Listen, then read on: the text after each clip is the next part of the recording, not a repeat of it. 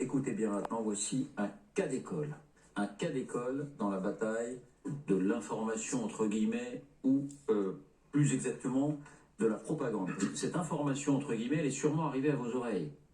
Ça a été diffusé partout sur les réseaux sociaux, ça a été relayé, des médias s'en sont fait l'écho. La famille, Zelensky lui-même, la famille de Zelensky a-t-elle acquis une villa à 5 millions d'euros dans ce quartier luxueux sur les bords de la mer Rouge, alors que le peuple ukrainien est en guerre et souffre dans sa chair?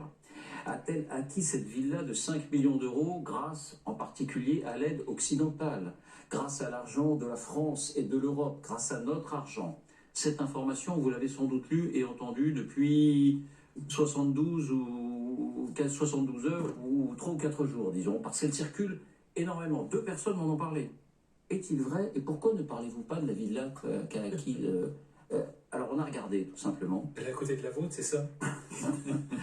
D'où vient cette information? Qu'en est-il tout simplement exactement? Et voici l'histoire d'un démontage, voici l'histoire d'une propagande, telle qu'il en existe beaucoup, qui illustre encore une fois cette guerre de la propagande. Voici les indispensables avec Lucille de Villers. Bonsoir Lucille. Bonsoir David, bonsoir à tous. Alors quelle est cette villa et quelle est cette accusation? Eh bien tout est parti de cette vidéo publiée il y a quelques jours. Cet homme que vous voyez se présente comme journaliste d'investigation égyptien. Il s'appelle Mohamed Al-Alawi. Écoutez-le. ازيكم عاملين ايه؟ انا اسمي محمد العلوي، انا صاحب استقصائي. طبعا من كام يوم في الاسبوع اللي فات وقع في ايدينا عقد شراء عقار.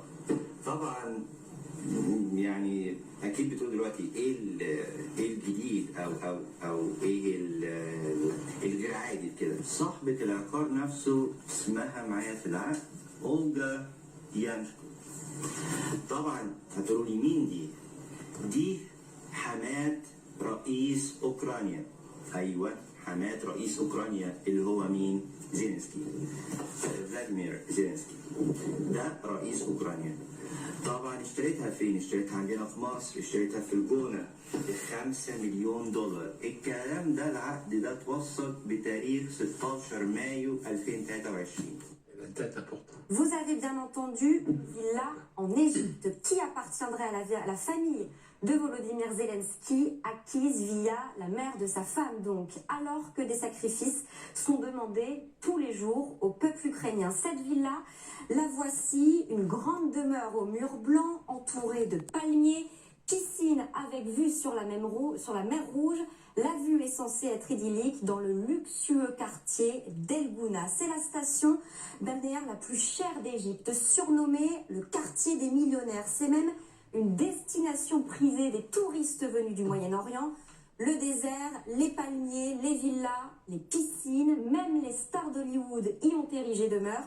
On dit qu'Angelina Jolie y passe quelques jours chaque été. Et ce reportage, entre guillemets, il paraît sérieux. A priori, oui, des preuves, entre guillemets, sont brandies, dont ce contrat d'achat immobilier. Ainsi, on nous présente 2 documents de plusieurs pages chacune, dont un en anglais. Le document est signé le 16 mai 2023, au nom, vous le voyez, d'Olga Kyashko, la belle-mère de Volodymyr Zelensky. On lit bien qu'elle est de nationalité ukrainienne. S'en suivent ensuite les termes et accords d'un contrat classique. Et regardez, en bas, il y a même les signatures. Effectivement, David, tout porte à croire que ce contrat est un vrai.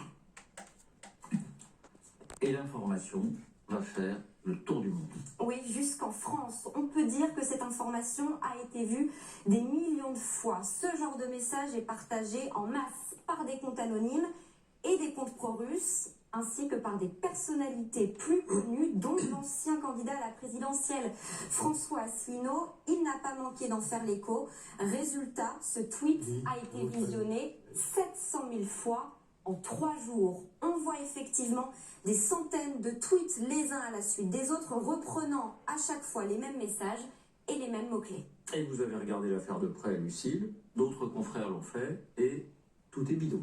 Oui, l'homme qui se présente comme journaliste et que l'on voit dans cette vidéo, eh bien, il n'est relié à aucun média. Aucun journaliste d'investigation égyptien n'apparaît sous ce nom.